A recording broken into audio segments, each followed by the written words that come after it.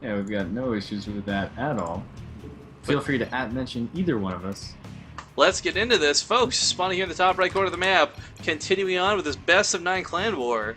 Playing for oGaming, it is Hiei, the Blue Terran. Who is much happier to be on this version of the map than his opponent in the lower left-hand corner of the old screen. For clarity gaming, it is Scrible. Another TVZ. And I gotta tell you, even if whether it's bronze, masters, diamond, I don't give a. I'm trying not to say that word. I love me some TVZ. It is fun. Now, luckily, the epitome well, of StarCraft.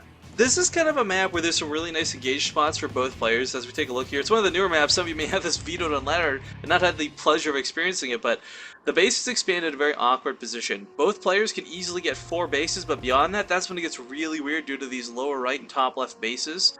The middle of the map is very wide, very open, and very nice for a Zerg player to engage, but once you get outside the middle of the map, there's chokes, there's ramps, and everything works well for a Terran player that has siege tanks in his army. So this is not exactly a map I would call balanced, but it's got some nice trading locations where it's definitely favorable for both of these players. Definitely can be. Oh, but I'm kind of surprised.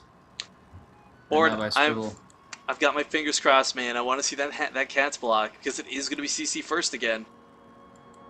Yo, you see this? Oh, okay. This has happened to me on ladder before too. This is equally fucking frustrating. That's where I pop out the swear word. So guys, let me explain how this works. If you've seen cats play, you know you go for the hatchery at the natural, you block the command center, and the creep spreads out all over the map. Instead, what you do is you actually spread the creep from here, and it's a lot more difficult to deal with. If this was any other map, but Scribble has chosen to put it in a position where you can reach it on the high ground with a bunker.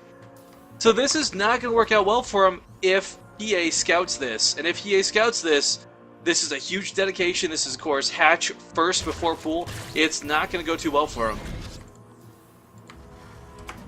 But this can work because, of course, again, if it goes unscouted and he can get that creep spread up ASAP, the first thing he's going to do is crank out a queen, going to drop that creep tumor, and you can still spread creep to your opponent's natural if he goes orbital before transferring. If he just transfers, which nobody does and nobody should do, but before making an orbital, then he'll be okay. So it's kind of an awkward, like, hey, if you play like shit, you're going to actually be okay this game. Alright, and here comes the SCV, who's about to probably figure out something's up. Actually, he might not. This is nothing too out of the ordinary. This looks like Scribble's going for like a one-base roach attack because he did not scout that hatchery. And of course, roaches fare very well against anything in the early game, especially if they have creep underneath them in their opponent's base. Queen is coming out. Orbital on the way on the high ground, but a bunker is being put up by Hiei. But this is because he thinks it's a roach bust into the main. It's not. It's to deny the natural. And he's not going to push up because all he has to do is contain his opponent. That's it. Contain and win. This is... Oh, or even if he goes for a siege tank, you still don't shut this down very effectively. True. Siege tank, though, would be preferable. I mean, but who goes for that first these days? Like, that would just be really weird to see. And there we have the creep tumor down already from the queen. Now, these are awesome special tactics. If the Overlord comes up northward, wow, that's a huge lens flare in that light, but if the Overlord comes up north, he can actually snipe the barracks from the low ground. He's actually sniping the supply depot off right now from the high ground. SCVs are already pulled, and Scribble is doing effectively a one-base roach, but like it's proxied, so it's weird to consider that this isn't too all-in. But I mean, he's cut a lot of workers as we see, so it's not exactly something he can do for free. Pulling all these workers off. I mean, they're going to have to sit here at the depot forever, and this is a huge drain on the economy of Hiei.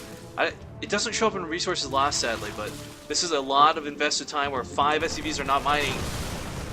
Ooh. Oh, pushes forward there a little bit farther than maybe he's got to be careful, yeah. He's trying to pick off those SCVs, but that second bunker, the added DPS from that, I'm not sure if that's the best idea. I don't know why he doesn't just bring the Overlord forward and snipe off the barracks from the low ground. He's going to get this...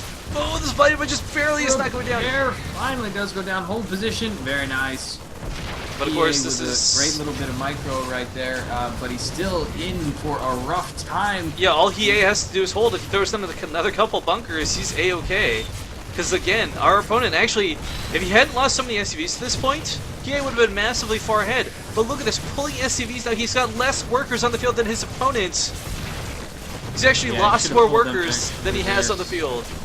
Yeah, he's got these 2 Marines on the other side that were not involved almost that whole time, even though they were in the bunker, and this creep is continuing to spread, and that's really the whole point of this whole thing. The Queen should never have died, by the way. It had enough energy to throw it in a complex or tumors that never transfused. It's a little unfortunate. But we look at this, we got a siege tank now on the way, and Hiei, despite being supply blocked temporarily, he's okay in the position he's in. His opponent does have to start droning, though. He has to take his own expansion, but oh no, we've got an engineering bay block. I was just about to say, that SCV has been hanging out over there in the corner, just waiting, and so they're kind of both playing pretty good mind games with each other. I'm really happy, honestly, to see this kind of game in this match, in this kind of an environment. It's really cool. Yeah, something really important to note here too, guys. Not a lot of people have done the math to find this out, but creep tumors take about 2 minutes to recede. So even if Hiei pushes out, he's not taking that base anytime soon. And oh no, the SCV's pulled once again. Roach is trying to get right on top of the siege tank, but there's 4 Marines in these bunkers. The repair does not go down. Queen actually pushed all the way forward again as well. Or he pulled his mules. He can't afford to do this. He needs to be mining behind this. Oh yeah, they're just hanging out. He pulled like literally everything. Hiei just sitting there at 154. He's got a Marauder on the way, which is actually going to be really helpful. Look at this, he can't take that natural, he can't expand out of this. Scribble isn't just as rough of a shape as Hiei is. It's really impossible at this point to really call who's further ahead. Hiei, though, with the expansion up in the main, he's going to replace those workers he lost very quickly. He's got double mule production. And yeah, that double mule production. Yep, that's it. Hiei ends up our victor. Our most interesting game so far.